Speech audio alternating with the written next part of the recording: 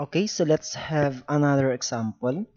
So example number 2, x squared minus 5x plus 6 is less than 0.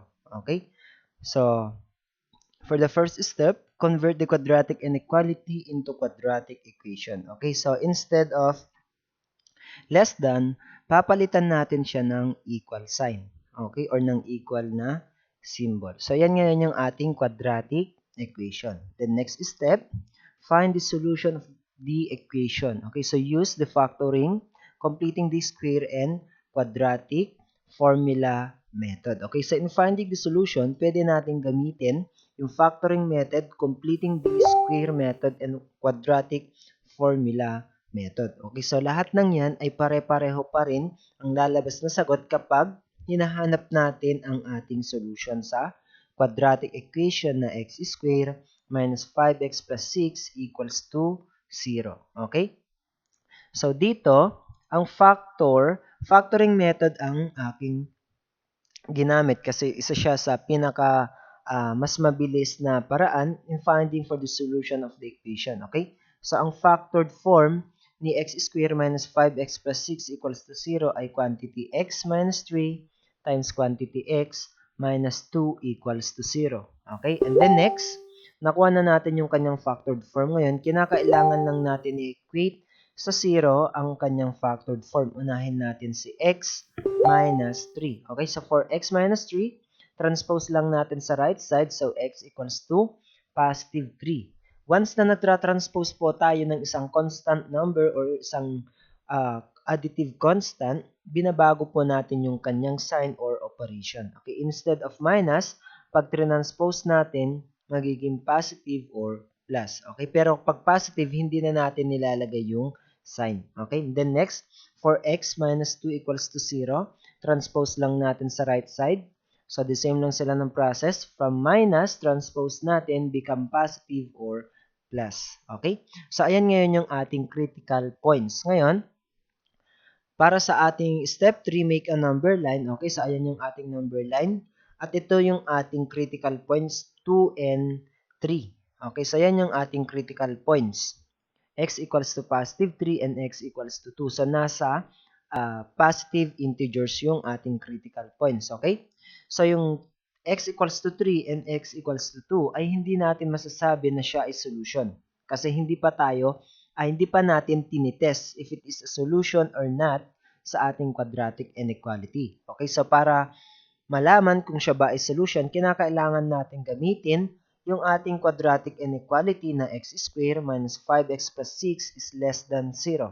Okay? So, unahin muna natin si x equals to 3. Okay, so for x equals to 3, isa-substitute lang natin sa ating quadratic inequality. So, we have quantity 3 squared minus 5 times 3 plus 6 is less than 0. Okay? So, itong value ng x natin na equals to 3 ay solution if and only if ang makompute nating sagot dito or yung value dito sa ating quadratic inequality ay less than 0.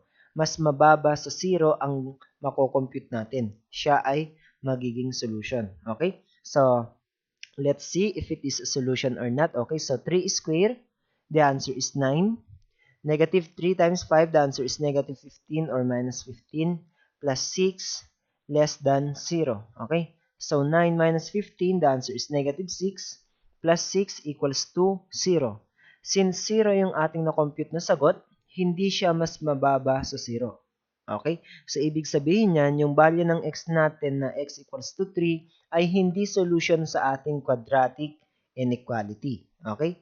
Next, let's have for x equals to 2. Okay, so using again our quadratic inequality, substitute lang natin 2 squared minus 5 times 2 plus 6 is less than 0. Okay? So, simplify natin 2 squared equals to 4. Negative 5 times 2, the answer is negative 10 or minus 10 plus 6 is less than 0. Okay? So, 4 minus 10, the answer is negative 6 plus 6 equals to 0. 0 is not less than to 0. Okay? So, ang na-compute natin ay 0. Yung 0 natin ay hindi mababa sa 0 or hindi siya mababa kasi pareho silang 0. Okay? Therefore, yung x equals to 2 ay again, hindi siya solution. Okay? So kapag hindi solution yung na-compute natin, ang ilalagay natin ay isang open circle or open interval. Pag open interval, yan po ay hindi solution sa ating quadratic inequality. Okay? So, ayan, ang ating open interval sa point 2 and point 3, okay, sa ating number line. So, mahahati ngayon sa tatlo ang ating number line. Okay? So, meron tayong from positive 2 papunta sa negative infinity.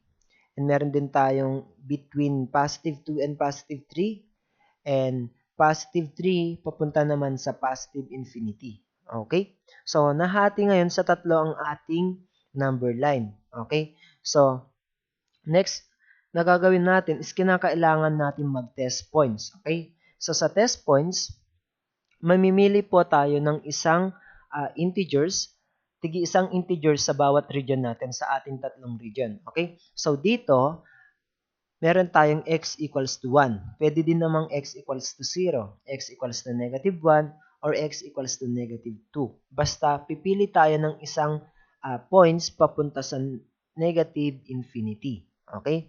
Next, dito naman sa gitna nila, between positive 2 and positive 3, pipili tayo ng x equals to 2 and 1 half or 2.5, pwede ding 2.1, pwede ding 2.71, 2.99, pwede yun. Okay, so dito, x equals to 2 and 1 half. Okay, next dito naman sa positive infinity, papunta sa positive infinity, that is x equals to 4. Pwede din namang x equals to 5. Pwede din x equals to 15. Kahit anong number, basta positive. Mas mataas sa 3. Okay? So, unahin muna natin si x equals to 1. Okay?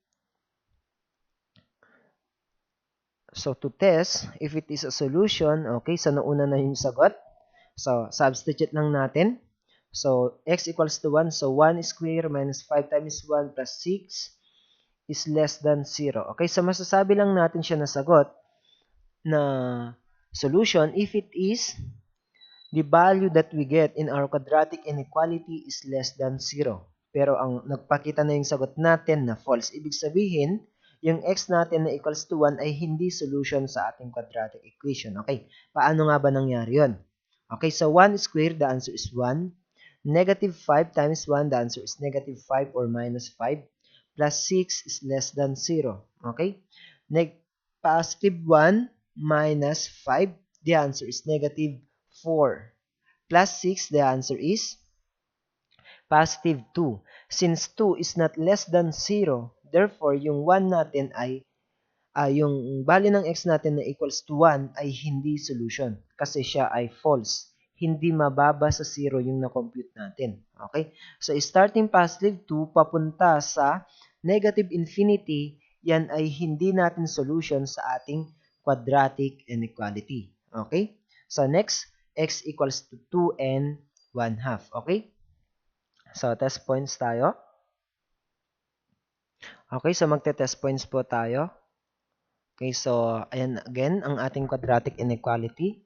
So, ang isa-substitute natin ngayon ay yung value ng x equals to 2 and 1 half. Okay? So, para ma-square natin si 2 and 1 half, kinakailangan natin gawing improper fraction yung ating mixed fraction na 2 and 1 half. Okay? So, ang improper fraction yan ay 5 over 2. Okay?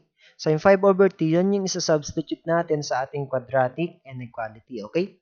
So, 5 square, 5 over 2 square minus 5 times 5 over 2 plus 6 is less than 0. Okay, so masasabi lang natin na solution, yung value ng x natin na 2 and 1 half if it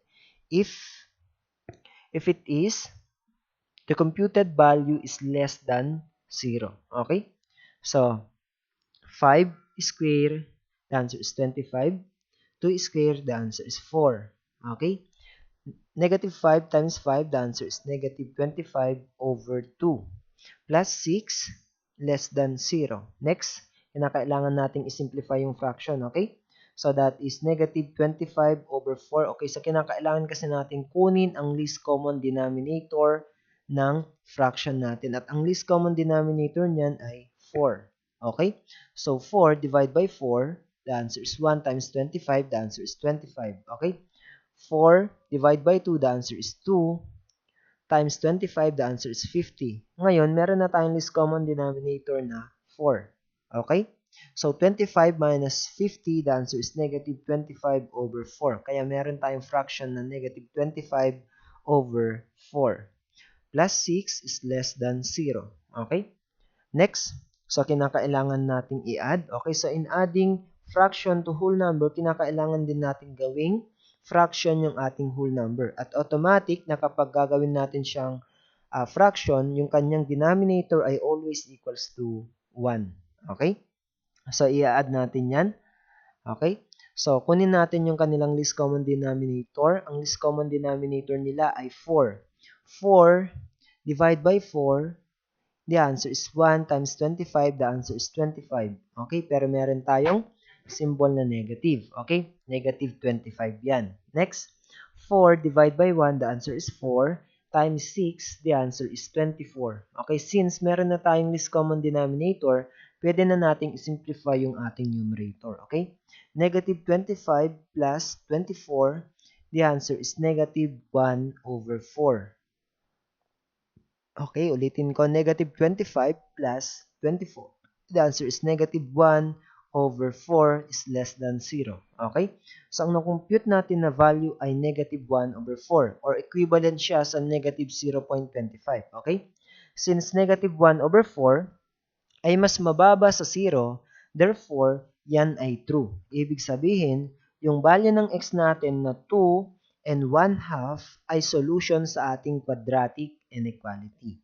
Okay? Next, for our last test points, okay?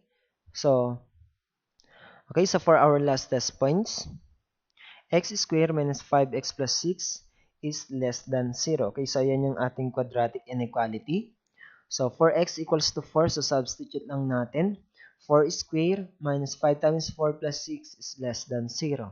Okay, so simplify natin yung exponent. Okay, so 4 squared, the answer is 16. Negative 5 times 4, the answer is negative 20.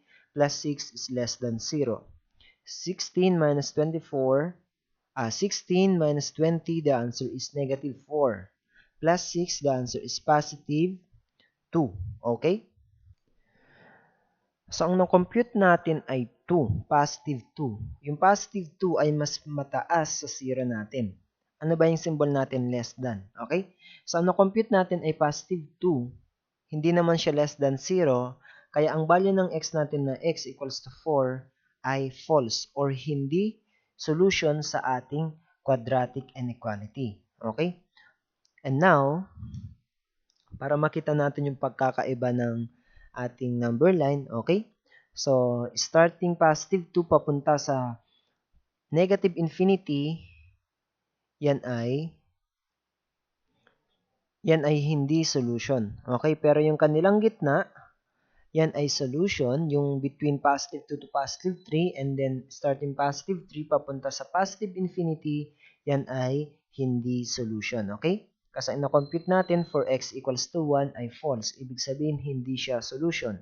And then yung sa gitna, yan ay true. Ibig sabihin, yung mga points between positive 2 to positive 3 ay solution. Okay? And then for x equals to 4, papunta sa positive infinity, yan ay false kasi hindi siya tama or hindi siya solution sa ating quadratic inequality. Okay? So to write our interval notation, since hindi naman solution yung ating negative papunta sa negative infinity at yung positive infinity natin, therefore, ang gagamitin natin ay isang it should be open interval kasi siya ay hindi solution. Okay? So open interval, yung point natin na 2 and then comma, yung point natin na 3 and then open interval ulit kaya open parenthesis. Okay? So kapag open interval, ang ating points, ang gagamitin natin ay parenthesis. Ibig sabihin nun, yung points between positive 2 to positive 3 ay solution sa ating quadratic inequality. Okay? So that's all for today. Thank you and God bless. So thanks for watching. I hope that you learned today about solving quadratic inequality. Bye!